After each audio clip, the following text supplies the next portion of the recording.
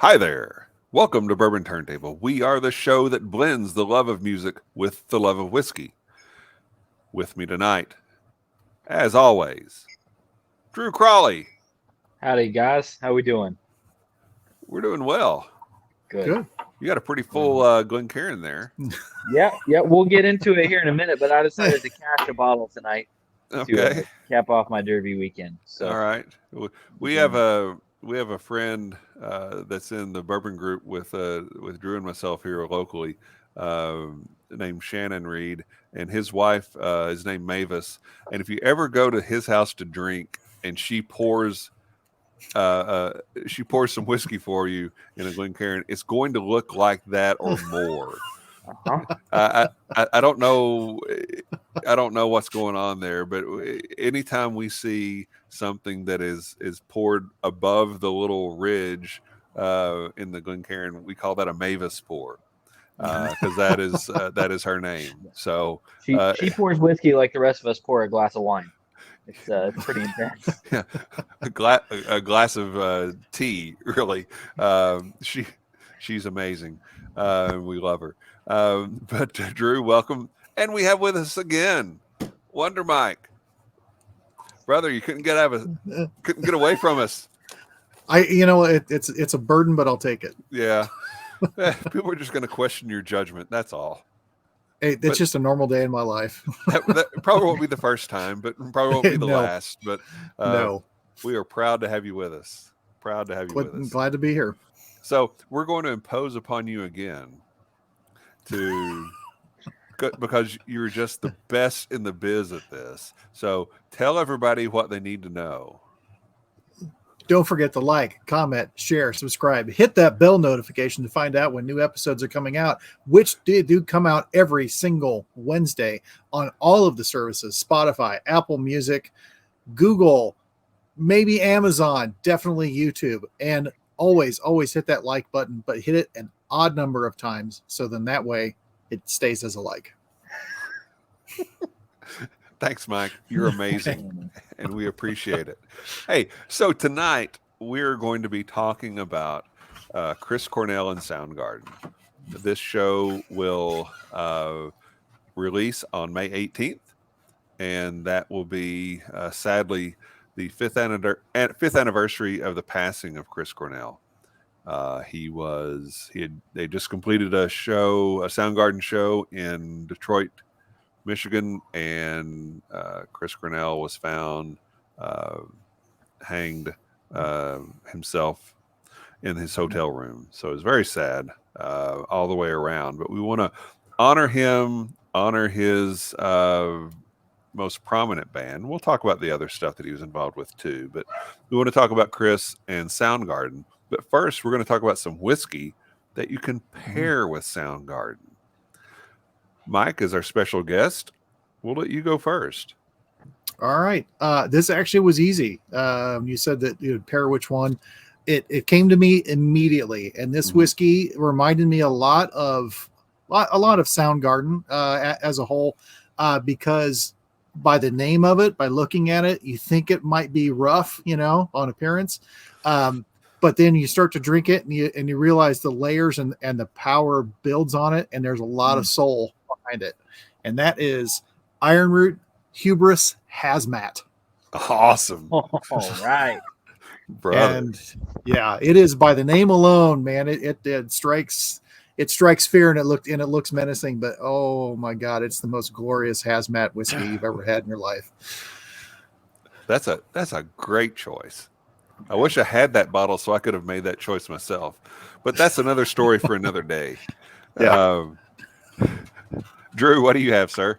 All right. So I had this whiskey for the first time about this time last year, and found a bottle of it and decided to cash it out.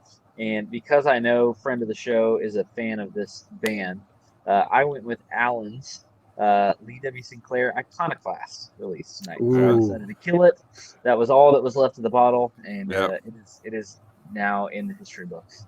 Hashtag whiskey of the year. That's required. You're required to say that when you mention Lee W. Sinclair Iconoclast. Hashtag whiskey of the year. Yeah. So yeah, I love that. I love that. For myself, I actually picked something that fit for them, I think, geographically and in terms of the spirit itself. And that is this Westland Garyana. This is the 5th edition of that. Westland is out in Washington State, which fits Soundgarden, the whole grunge thing. And this Garyana bottle, it's got some peat to it. It's got some smoke to it. And I'm not usually a peat guy, but this is really nice and subtle. And this just got some really nice, deep flavors to it. And it's got that smoke to it. And it's something that when you drink it, you're not going to forget it, just like when you listen to Soundgarden. So how about that? Does that work? I like it. It's excellent. I thought we had some, man, I would love to drink with us and listen to Soundgarden, because these are some outstanding choices. Holy crap. Hey, cheers, gentlemen. Cheers. Mm. Oh, that is fun stuff. Yes. So before we get in to anything else, any thoughts on the whiskeys that we chose to represent or to pair with Soundgarden? Anything else, Mike? I think they're all three solid choices.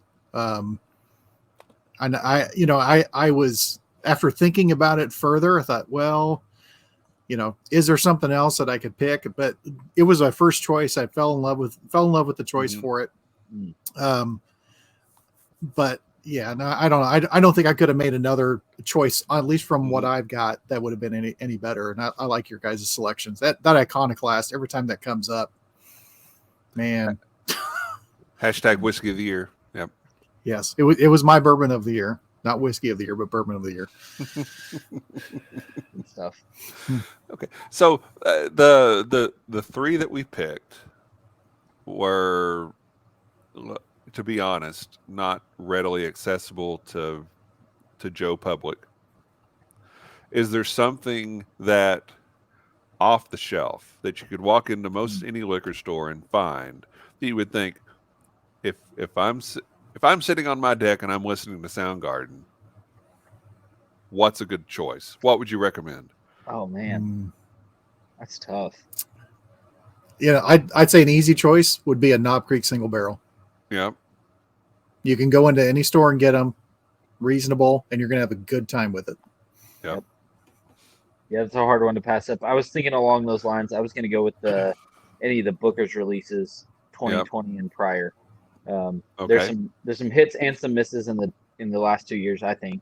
Yeah. But yeah, any of those that you can find, especially if you can get them at the $70 and lower price point, it's going to be big. It's going to be loud. You're going to have a good time. Yeah, definitely love the Bookers with that. Yep. Yeah, I think you could throw in maybe some Wild Turkey Rare Breed. True. Because it's going to have that extra proof punch to it, but it's also going to be something that you can just kind of sit and savor for a long time. Just like you can sit and you can listen to Soundgarden for a long time and not grow weary of it. Absolutely. In the least. Okay. Yeah. All right. So we've given you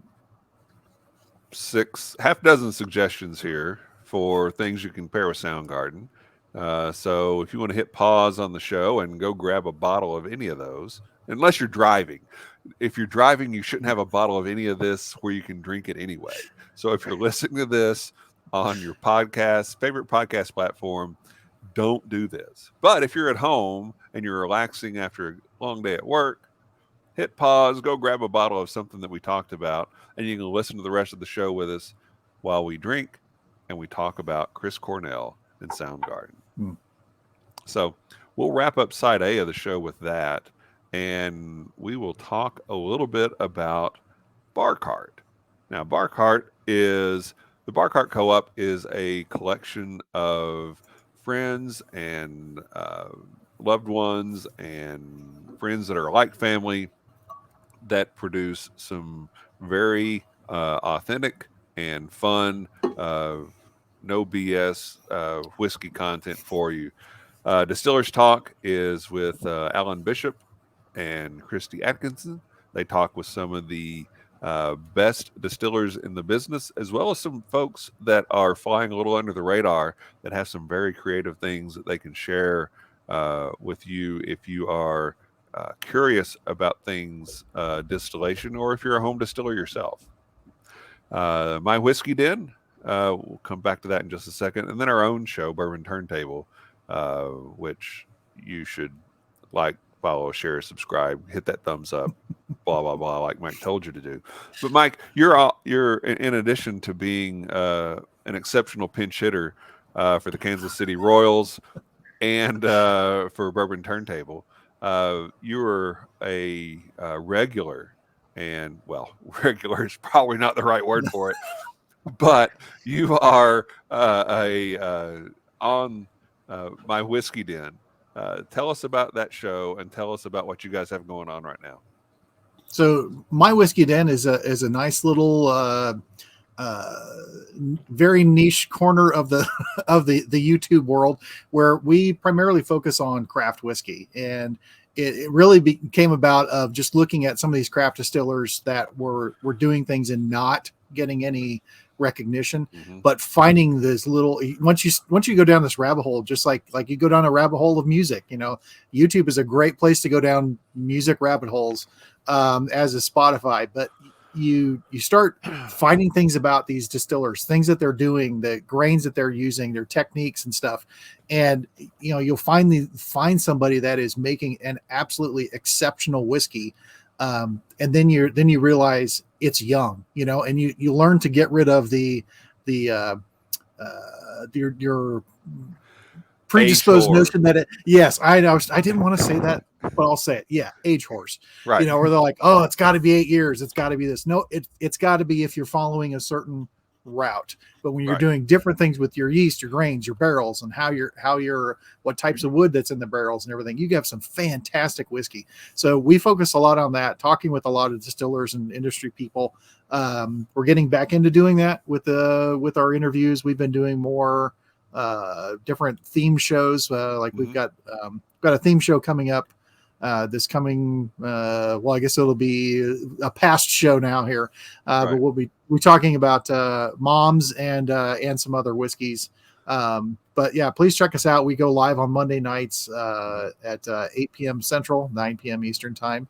And we've got a good group of people that join us in the chat. They're very lively. And sometimes we get special guests that jump in the chat and stir things up. Yes.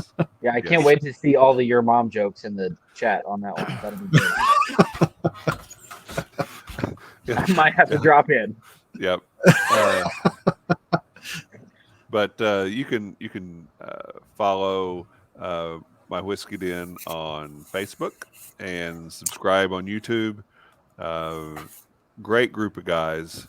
They know their stuff, and they have a good time sharing their experience and their opinions with whoever's listening. And it's a lot of fun. And being in the chat is a lot of fun too. There's some good folks there, and some weirdos too. But and I'm one of the weirdos. Okay. All right. So we're going to talk now about Chris Cornell and Soundgarden. And let me throw this out here first, and I'll make this statement, and you guys give me what your opinion is on the statement. Chris Cornell is the best vocalist in grunge music, period. I would agree with that. Yeah, I don't think anyone's going to argue with that. Okay. I mean, you putting him up against Cobain and Eddie Vedder, because that's no contest. Maybe a little deeper than that, but okay, yeah. Well, I mean, who else is in the conversation? I guess. I mean, I agree with you at face value, but is there anybody else Yeah. that's in that contention that we should think about? Well, Scott Weiland and Lane Staley. I mean, they're. Yeah. But I think Okay. overall, as a singer, you'd be very hard pressed to beat Chris Cornell just as a singer. Sure. Yeah. Yeah, nobody else got to do a Bond theme, so Yeah. you Yes, got that he did get to do a Bond theme. True. Cornell has had a 4-octave range, so that means you can sing anything. All right, you can sing anything you want to sing, and his voice was certainly incredibly distinctive, and was one of the signatures of the band Soundgarden. So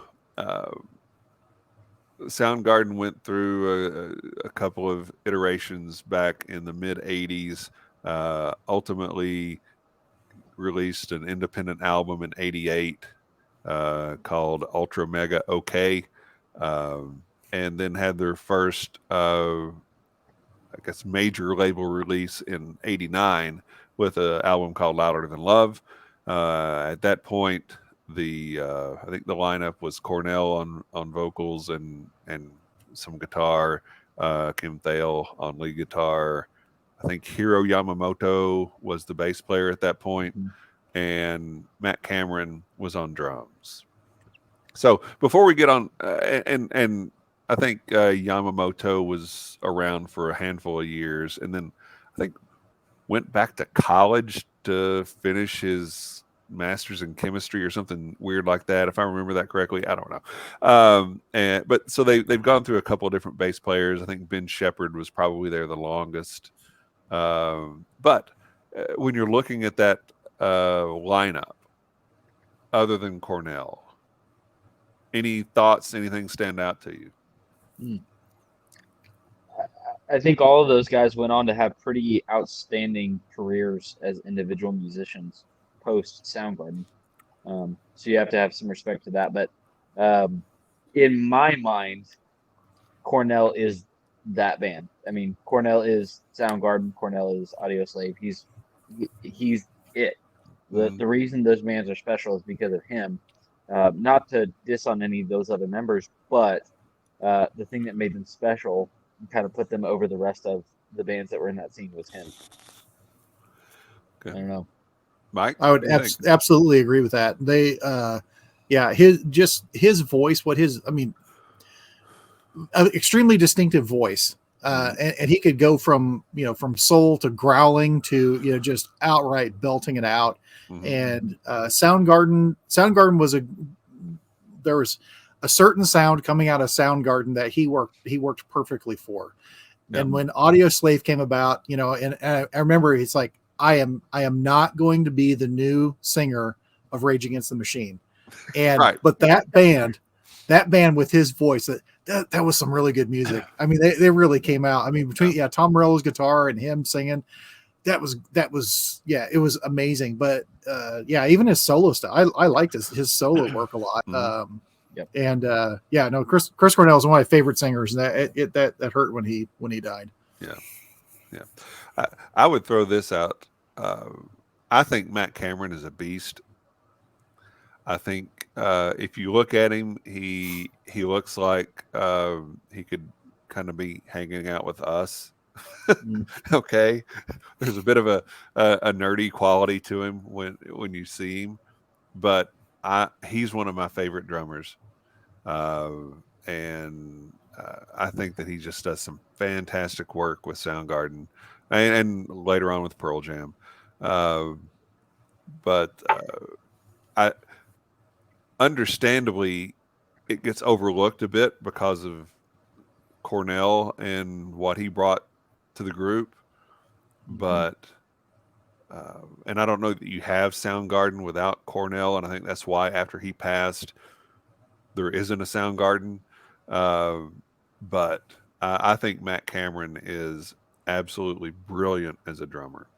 And if you go back through and you listen to some Soundgarden albums, and this is hard to do, but if you kind of push the vocals into the background and listen to what's going on with the drums, it's absolutely amazing. He's one of my favorites. He really is. And not to discount Kim Thale and what he brought to the table. I think he's an exceptional guitarist and as well. But if you're ranking, okay, who are the best vocalists of the last 30 years or whatever, Cornell's absolutely on that list, and I think Matt Cameron's on that list for drummers as well. So when you're looking at Soundgarden albums, kind of where do you track? Which one do you go back to, or how do you listen to Soundgarden? Yeah, for me, I mean, I've always kind of loved their sound. That's a sound that I gravitate towards, just kind of that Pacific Northwest grunge and post-punk kind of sound. The album that always stands out to me is the Bad Motorfinger record, and that has some nostalgic ties, but it's also, I think, on second listen as an adult, just some great music on there. Rusty Cage stands out to me. It's just a song that I've always loved. But I had a basketball coach in high school that was our AAU coach, so we'd only see him in the summers. And it was his joy in life to run, conditioning practices, and he would play Bad Motorfinger and Stadium Arcadium by the Red Hot Chili Peppers, because none of them, not one track on either of those records is in a time signature or a BPM that is conducive to running sprints. And so he would do that to make us mentally tough, so that you'd have to run to music that was not conducive to running. So I have a love-hate relationship with that record, but it's pretty special too. Yeah. How about you, Mike? I mean, as a whole, I like Soundgarden as a whole, but honestly, my go-to album, it's because it's one of my most played songs and I know because Spotify will tell you it's one of the most played songs you got on there. But the from Down on the Upside, which is a great album with all the stuff on there, but Burden in My Hand is one of my favorite songs. Gosh, it's a gorgeous his song. range was on there, and then but the song itself is good, but then why it was written, and what he's talking about with that, it adds another layer to it on top of it. But just how the song builds and goes up and down, and his voice is just just not better. Okay, expound on that. Expound on the meaning behind the song. So my understanding is him writing it was him talking about, well, basically one of many times coming out of addiction. Yes. And some of the lyrics in there, how he talks about saying left her in the sand like a burden in my hand. It's like leaving behind everything that he's done in the past, all the bad things, but it's the way he's singing it that there's just there's an angry joy to it. Does that make sense? Yes. And it's just, again, it's just like when he I'm sorry, he freaking nails it. I mean, it's like, and every time it's like when he does that part, he says, I left her in the sand. I just, yes. It's like, yeah, like, again, it's odd that everything about it. It's like, he's, I mean, the band's great, but his vocals on that, it's just, I don't know. There's something about it. I play it too much. Yeah, I do too. It ends up on a lot of playlists for me, and I think when you get to Down on the Upside, it's a bit of a different sound for the group. It's a little less grunge, but I think that song is incredible. It's one of my favorite Soundgarden songs. I think that the way he says it and the range he has in it, it's just a standout. It's tough to beat. Yeah. And Drew, you alluded to this in one of your comments, but one of the things that I think is very unique about Soundgarden are the unusual time signatures that they use and Mhm. the complex rhythms in their songs. Just because that's just a part of the band. Mhm. And I'd read an interview a while back where they said we don't try to put something in 6/4 time or 7/4 time or whatever it is. It's just we write the song and that's the way it turns out. Mhm. And I think that's a testament to the musicianship of this group. And we had talked on last week's show about what's the ultimate backup band or backing band. And I think the abilities of this band to do what they do rhythmically and creatively is very, very impressive. Agreed. Yeah. So let's talk a bit about Audioslave. Audioslave, and I think Mike, you alluded to this. It was basically Rage Against the Machine without Nick De La Rocha, and the goal, I think, of them. One of the goals of this new supergroup was we don't want to sound like Rage Against the Machine with a different lead singer. So when they came out with the first Audioslave album, were they successful? I think it's hard to argue that they weren't. I mean, Yeah. they definitely accomplished that goal, for sure, of not sounding like those previous bands. It sounds like Soundgarden to a certain extent, just because of the iconic nature of Cornell's voice, but Yep. nothing at all like Rage Against the Machine. So I thought that was pretty cool. And then it's hard to find a better group than that, just in terms of creativity. And then you got to think about, once again, Rick Rubin's influence on that group and Right. putting them together and all that kind of stuff. I mean, Right. it's hard to argue that they weren't successful in doing what they set out to do.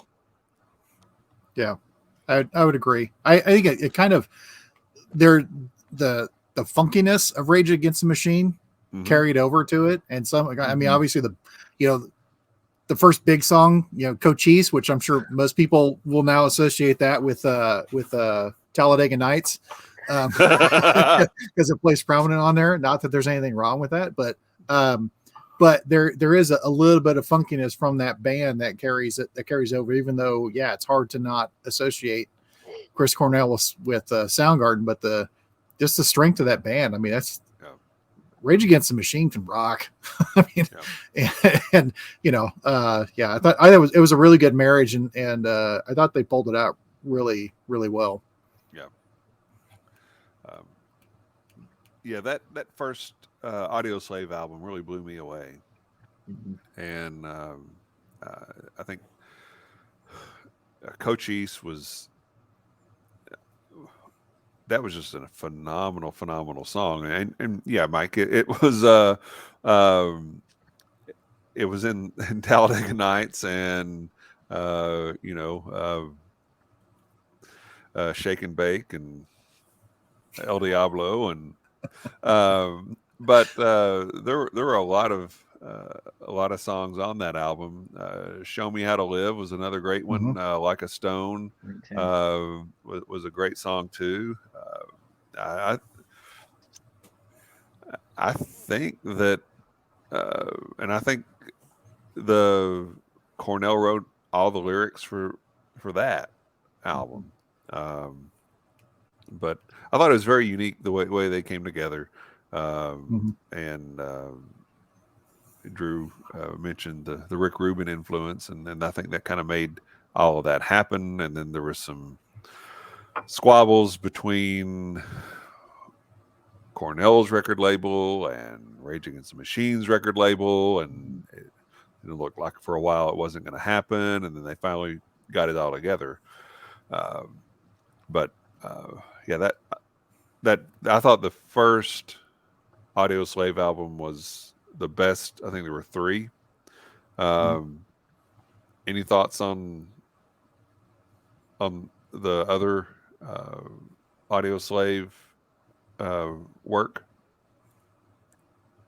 Yeah, I haven't gotten to listen to those in recent memory. Mm-hmm. So I wouldn't be able to speak to that. What I will just say is that if I could have gone back and gone to Ozfest Yep. 2002, 2003, I Yep. would be crapping my pants to get to the front of that stage. So Yep. Yeah. it's a pretty special moment. Yeah. Yeah, it was a big deal when that band came out. So Yeah. I'll ask this question, and I think I know what the answer is.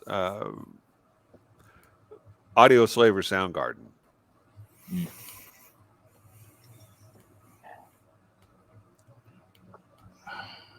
I'd have to say Soundgarden. Mm-hmm.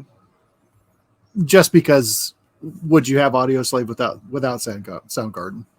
Mm-hmm. But I think as a whole, I mean, Soundgarden put out more albums, but I think Soundgarden there were more songs, more stronger songs. Yep. Yeah. The second and third Audioslave albums, it's been a long time. Like it's been a long time since I've really paid those much attention. Yep. I remember I liked them, you know. But it's, I don't know. Soundgarden is Soundgarden. I mean, geez. Yeah. Drew? Yeah, I'm gonna go Soundgarden as well. I think that combination of musicians and just the overall body of work stands up better over test of time. Yeah. The other thing with that too is the moment in history. I know we talked a little bit about Alice in Chains and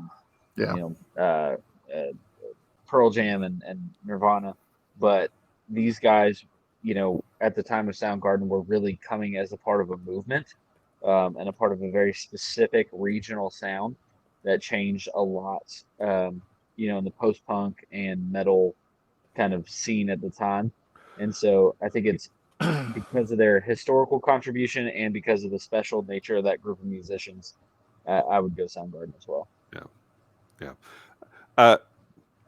I thought it would be more of an immediate response of Soundgarden, but both of you guys took a second and really thought about it, and so I think that speaks to the uniqueness of Audioslave. Mm-hmm. But yeah, I think ultimately Soundgarden is the preferred band. If I'm going to say, okay, I want to listen to Chris Cornell sing, I'm going to go primarily towards Soundgarden with a little Audioslave thrown in. Mm-hmm. Yeah. Okay. All right.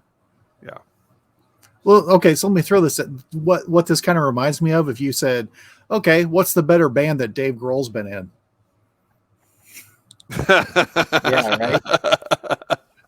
Jeez. I mean, you've got two really solid. It's the same thing with the Audioslave and Soundgarden. Those are two very solid entries.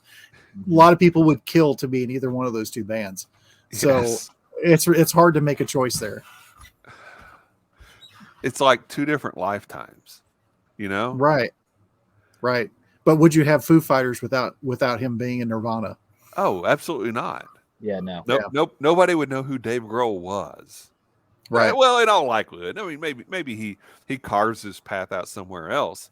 But if Dave Grohl is not the new guy in Nirvana, does the Foo Fighters ever exist? Right. Yeah. I mean, definitely, Audioslave would never exist without Soundgarden. Mm-hmm. Right. I mean, I think that's a fairly safe bet to make. And Foo Fighters probably doesn't exist without Nirvana. Yeah. Well, yeah, you got to think 75% of Nirvana ended up in the Foo Fighters on the lineup at one point or the other. It's not just Grohl. Yeah. All right, so let me throw this out. Audioslave or Velvet Revolver?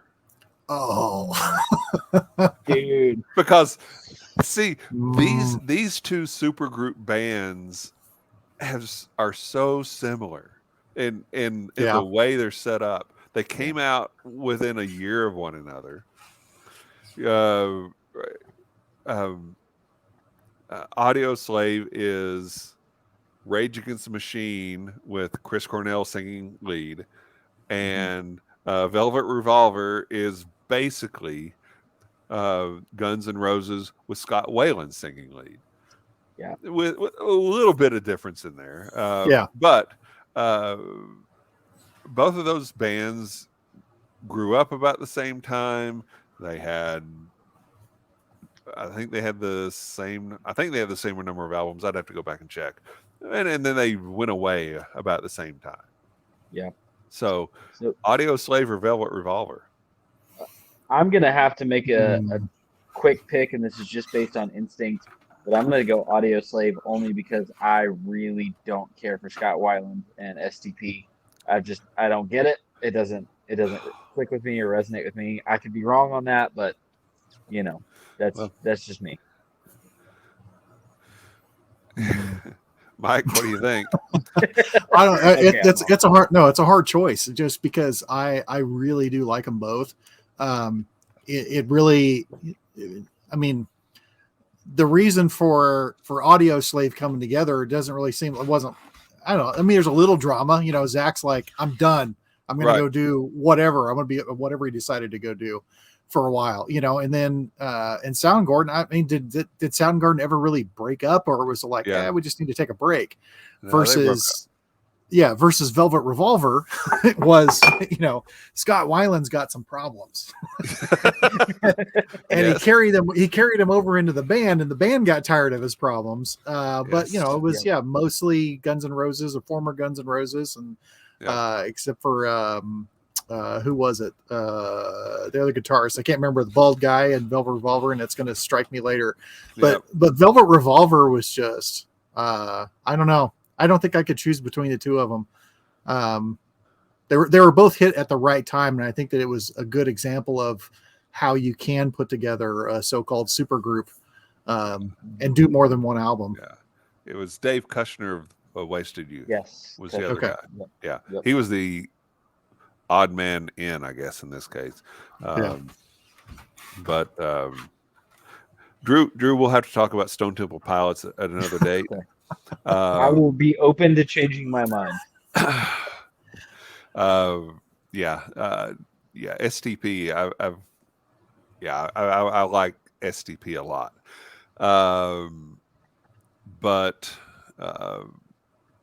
I would probably have to lean towards Audioslave as well.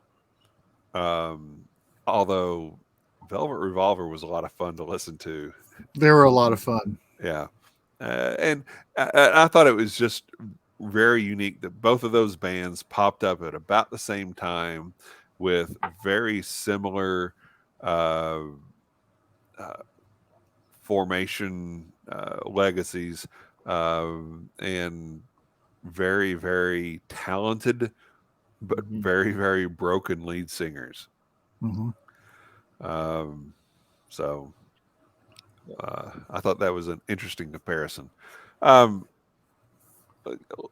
go back to Soundgarden for just a minute or two here. So, in looking at Soundgarden, what is your favorite Soundgarden album? Yeah, I think I said this earlier, but mine is, I think, always going to be Bad Motorfinger. Yeah. That's just tough to beat for nostalgic reasons, and I think it has some great tunes on it. Yeah. I mean, that's pretty tight, I'd say, just because of Burden in My Hand, Down on the Upside is. Yeah. Yeah. I would probably lean towards Super Unknown. I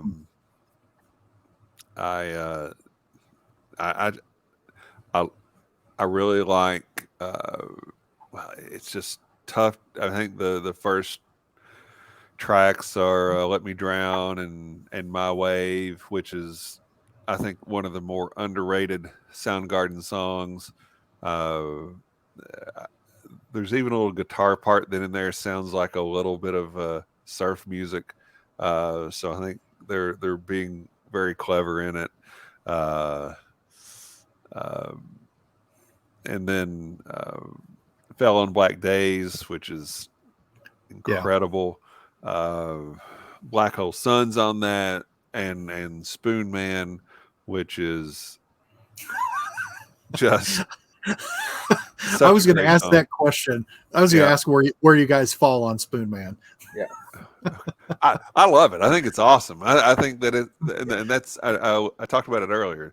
Just the very unique rhythms that they have in their songs. I think Spoon Man is one of those that does that, and I think it is a real showcase for Matt Cameron.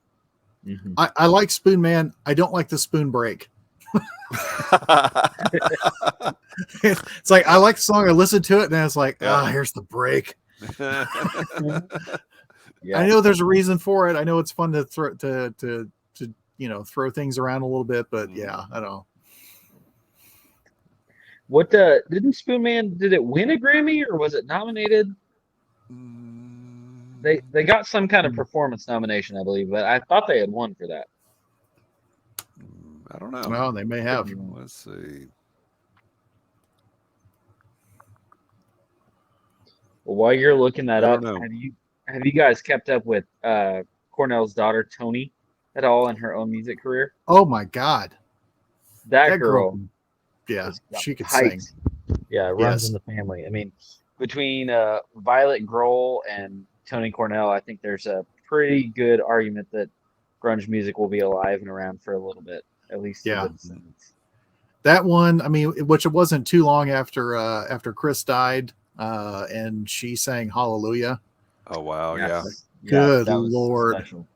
Yeah. Her Nothing Compares to You is pretty great as well. Yeah. As was her dad's. Yeah. Oh man. Yes, that we'll get to that later, but yes. Let's see. Soundgarden won 2 Grammys. For what? Man, excellence in spoons. Excellence in spoons. That's actually it.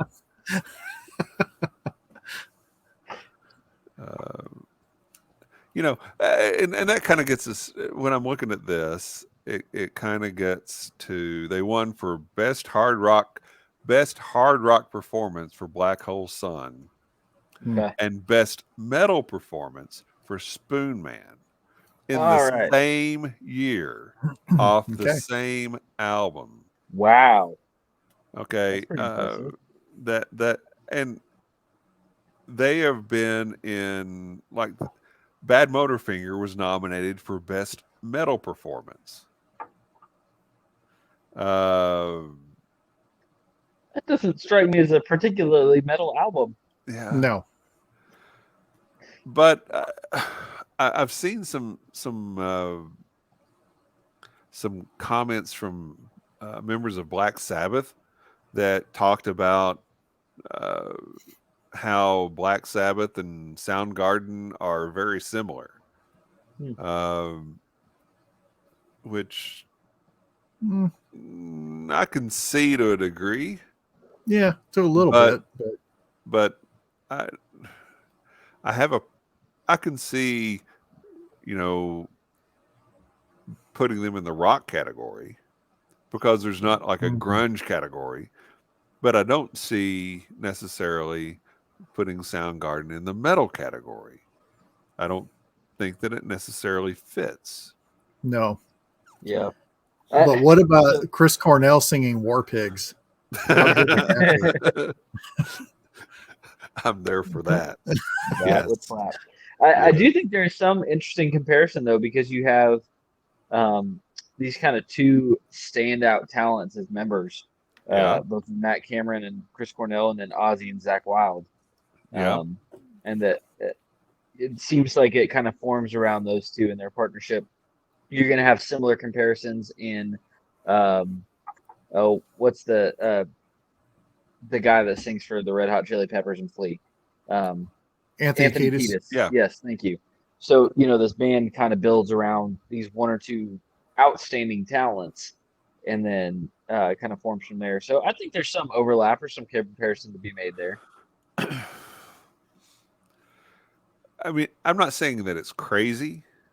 I'm just saying that if I'm putting Soundgarden in a category, it's probably not going to be the metal category. No, definitely not. But No. again, the Grammys suck. So Pretty much. Yeah, we should do a show about all the times the Grammys have got it wrong, and it'll be a 3.5-hour show. it will be an 8-part show. Yeah. And then we throw the Rock and Roll Hall of Fame in there. Oh god, We'll never be done. Yeah. We will never ever be done. All right, favorite Soundgarden songs. I've got to go Rusty Cage. Okay. That's mine. Yeah. I'd say Bird in My Hand, Rusty Cage is another big one, which, as we've talked about before, Mr. Cash unfortunately made that his song Yes. with a lot of respect, but still, it's still a Soundgarden song. Yep. I really like Outshined a lot.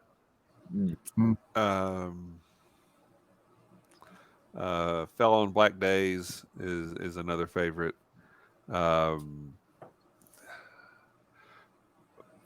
What about they went through what was it like till 88 was the first album release, and then in 97 they broke up. Then they came back together and did an album in 2012 called King Animal. Are you familiar with that album? Any thoughts on it? Yeah, I listened to it, and at the risk of disparaging the legacy overall, I personally kind of wish that one hadn't been made. Mm-hmm. I don't think that there was.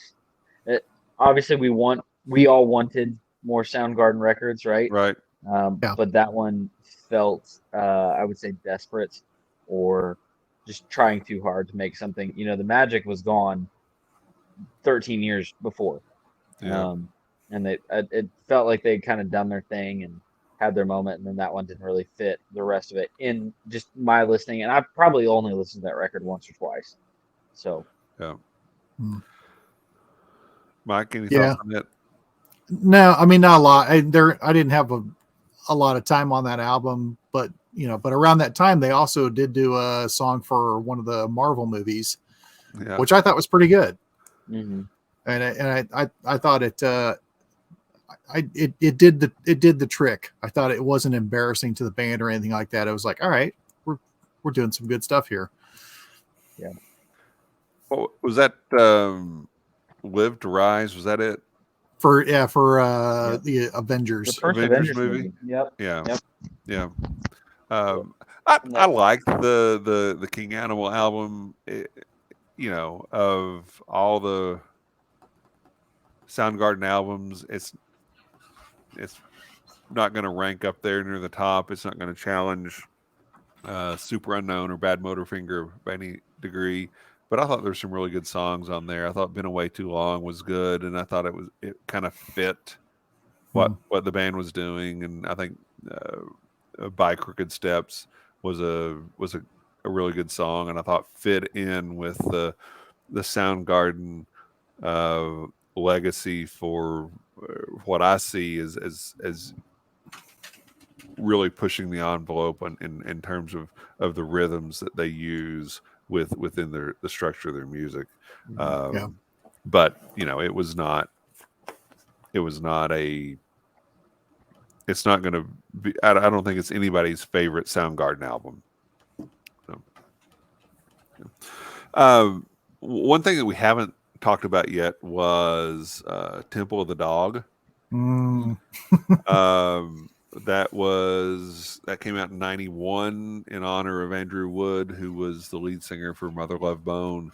And it had Matt Cameron on drums, obviously Chris Cornell on vocals, but Matt Cameron on drums, Ament and Gossard, who were both in Mother Love Bone, and I think were in Pearl Jam also, and then McCready, who was also in Pearl Jam, and Matt Cameron, who ultimately was in Pearl Jam too. So, but Temple of the Dog, thoughts on it? Awesome. Yeah. I mean, yeah. I mean, the one, Hunger Strike, I know that was a big one that came out, and it seemed, that was back when, back in the day when MTV still played videos and did news. And they made such a big deal about that on there. And Cornell makes the song. I mean, the balance, though, between him and Eddie Vedder on it, I think worked really well. Yeah. But that's not my favorite song on that. It'd be great if that was a No Skips album. It's not. There's a couple of them on there that's just like, it's not that great. His vocals on Say Hello to Heaven. I was just going to say. Holy crap. And I mean, and honestly, there's one, if it was, I don't know, maybe there had to be a reason why it was put together the way it was. All Night Thing, I still really, really like that song, but there's just a couple things that are just, they feel like they were just off.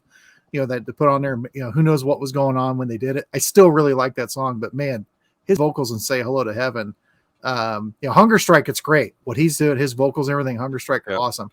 But man, Say Hello to Heaven, good Lord, you just can't beat it. Mm-hmm. Yeah. Yep. Big fan of that too. And the range, man. I'd have to sit down at the piano to hear what the high note and the low note is, but it's got to go at least, 2.5 octaves. Yeah. Maybe he's all over the place. Yep. Yeah, and that kind of leads me to one of the last questions I've got for you.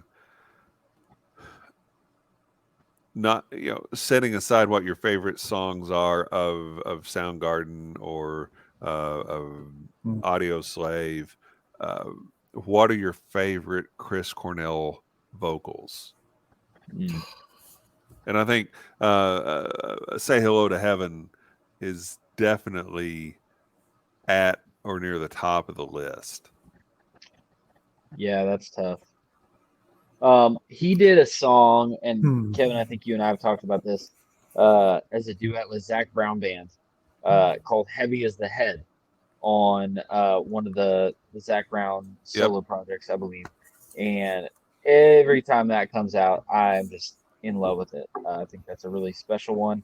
And I love the way the tone is. I love the way he was mic'd, the way it's produced, and just his performance has so much energy.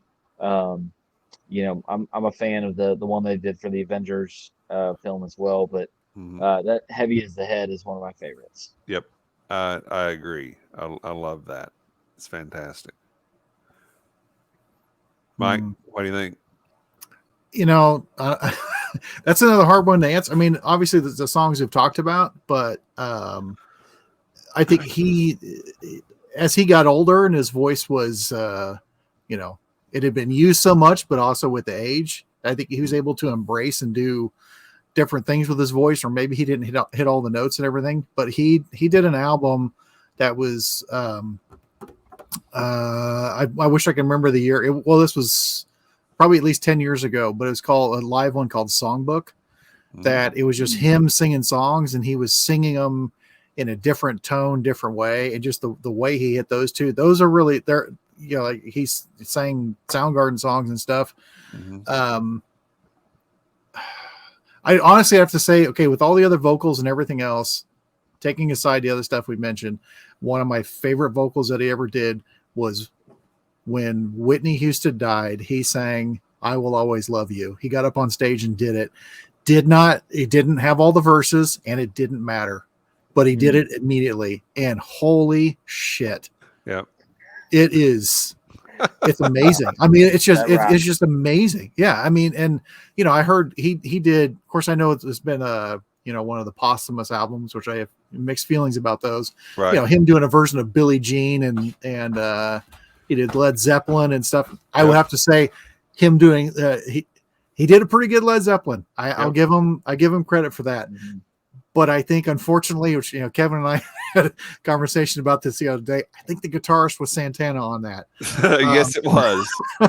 Yes, it was. And that was, but it wasn't Santana being Santana, so maybe that's a good thing. But yeah, I think Say Hello to Heaven. I think it's really hard to top that. But I think as he got older, Yeah. I think that he embraced his voice more.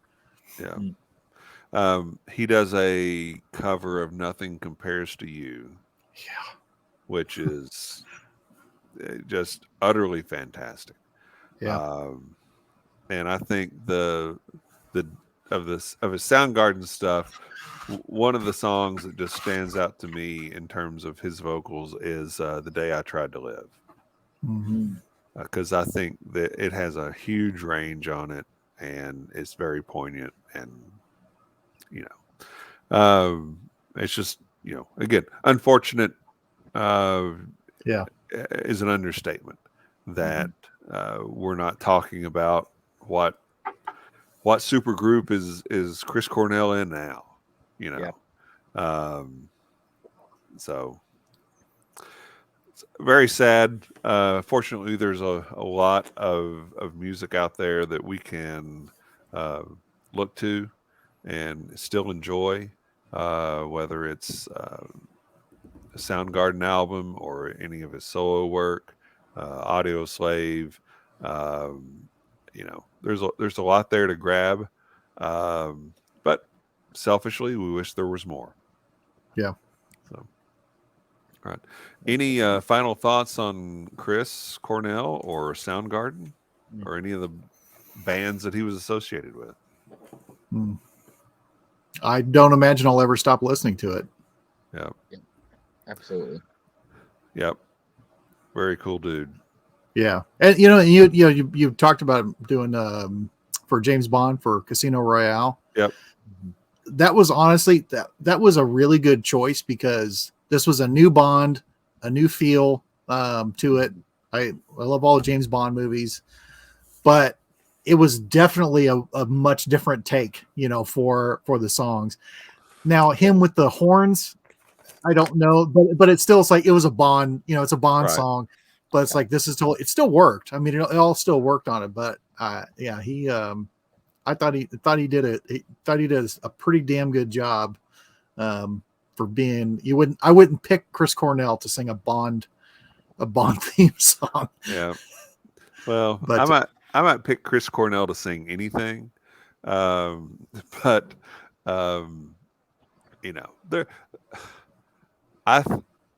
guys like that with that kind of talent, it's just one of those things that you wish you could see. What choices did they make on down the road? Because you look at Robert Plant. Let's talk about, look at the things that Robert Plant has done late in life. Mm-hmm. It's been incredible, and it's been a very different take on who he is and what he can do and what his career is about. You're not going to get that with Chris Cornell. So I guess it's just I'm appreciative of everything and the body of work that is there, but it would have been really cool to see what happened to him, over the 20 to 30 years that should have been there for him. Yeah. And look at, okay, that was a mistake, but okay, wow, he came out with this, and wow, that's fantastic. So it's sad we won't see that. But can you imagine a 70-year-old Soundgarden like a 70-year-old Rolling Stones? No. Yeah. No. Just like 70-year-old Rolling Stones is, Yep. I won't comment about what year I wish Pearl Jam had hung up the hat first. Yeah, well, okay. All right. Mike, thanks for being with us again. Thank you. We we appreciate you being with us, and you're a great friend and love you. And I'm happy you're here with us. But tell folks where they can find you on social media. Well, social media, probably the most prolific place would be on Facebook with My Whiskey Den, or on YouTube, which we have our live show on Monday nights. You see me more there than anywhere else. Anything else, it's very sporadic. I'm a bad social media person. Bad motor finger, bad social media. All right. Drew, how about you, buddy? Yep. You can follow along with music and whatnot on Instagram at drew.crawley63, Twitter at drewcrawley63. Feel free to stream my music as well, Spotify, Apple Music, wherever you find that, and be happy to have you follow along in that journey. Yep. I'll give one quick little teaser, but 1 week from the day that we are recording this, we head back to Nashville to start work on record number 2. So I'll be headed up there with our friends Evan and Mark and Lorenzo, and we're getting the gang back together to make some more music. So I'm excited. Yeah, I noticed I didn't get an invitation to that, but that's all right. That's all right. It's all right. I was there for the first. It's coming. It's coming. I'm going. I didn't know why you're not going. Not for the quick trip. It's coming. I don't know. Why would you not want a no talent hack hanging around in the studio bothering your producer? I just don't understand that. Everybody needs a grippy. Hey, and well, never mind. Never mind. That's the wrong grunge group. Hey, Bourbon Turntable. You can watch this show on YouTube, and you can see Mike and Drew's lovely face and put up with mine. You can listen to this on your favorite podcast platforms as long as it's Apple, Spotify, or Google. We are on Facebook. We are on Twitter. We are on Instagram. Check us out. We've got some good stuff there. We're posting things about unique dates in music history and some great songs that, music that we may be listening to. So be sure to check that out. And speaking of check that out, our next show. Yeah, we're talking new whiskey and new music the week after this one drops, and specifically the new record from the Black Keys. Yeah. So I'm excited to check that one out. It's going to be fantastic, I'm sure. Yep. They've released a couple of singles from that album already. And their Delta Cream album from last year was my album of the year. So it'll be interesting to see. This Black Keys album releases on May 13th. We will be talking about it and on a show that you'll see on May 25th. So I'm very, very interested to see what the Black Keys sound like after they did Delta Cream, because I thought that was just really, really exceptional. Obviously my album of the year, but at any rate, on behalf of Drew and Mike and Ben, who is in parts unknown, until next time, cheers, love, and free bird. Cheers. Cheers. Good night, folks.